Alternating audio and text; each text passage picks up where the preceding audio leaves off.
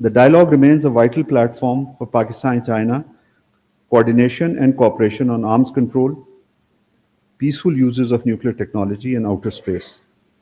The 10th round of Pakistan China bilateral consultations on arms control, non proliferation, and disarmament was held on 18th August 2025 in Beijing. Additional Secretary of the Arms Control, Disarmament and International Security Division at Pakistan's Foreign Ministry, Ambassador Tahir Andarabi, and Director General of the Department of Arms Control at the Ministry of Foreign Affairs of the People's Republic of China, Sun Xiaobo, led their respective delegations. The two sides engaged in a comprehensive exchange of views on issues related to global and regional peace and security. They also reviewed the situation in South Asia, with particular emphasis on the challenges to security and strategic stability. Ambassador Andarabi also addressed a roundtable at the China Arms Control and Disarmament Association, engaging diplomats, experts, and academics. The dialogue remains a vital platform for Pakistan and China coordination and cooperation on arms control, peaceful uses of nuclear technology, and outer space. The next round of consultations will be held in Islamabad in 2026.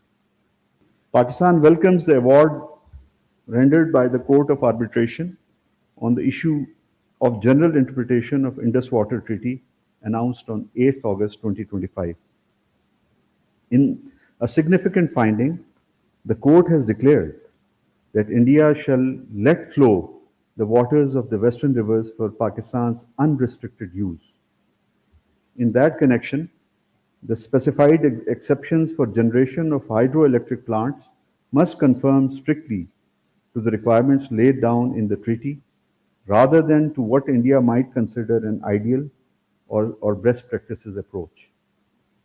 The court's findings on low-level outlets, gated spillways, intakes for the turbines, and free board are in line with Pakistan's interpretation of the relevant provisions of the treaty. The award also limits India from maximizing the pondage volume.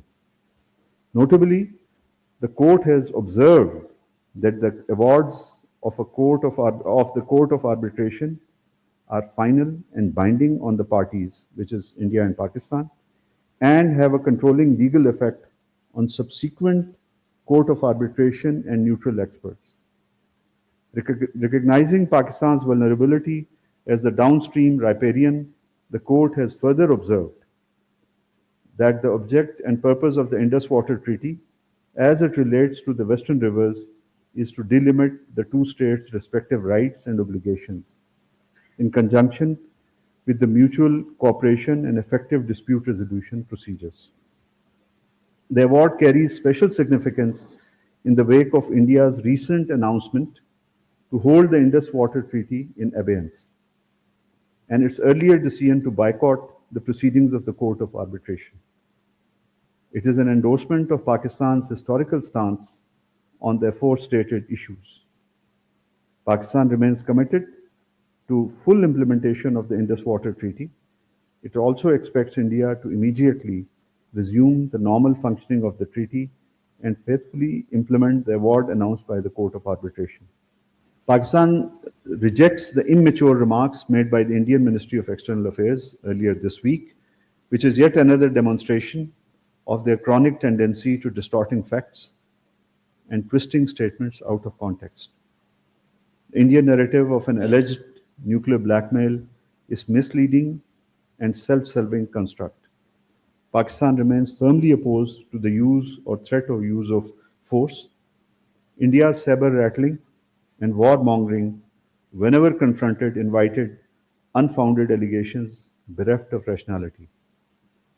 Pakistan is a responsible nuclear weapon state with an elaborate command and control structure under full civilian control. It has always exercised discipline and restraint while dealing with the issues of such importance. Pakistan's sustained and credible counter-terrorism efforts are internationally acknowledged. Our security forces remain the bulwark against terrorism. The Indian MEA's spurious insinuations are irresponsible and without a shred of evidence.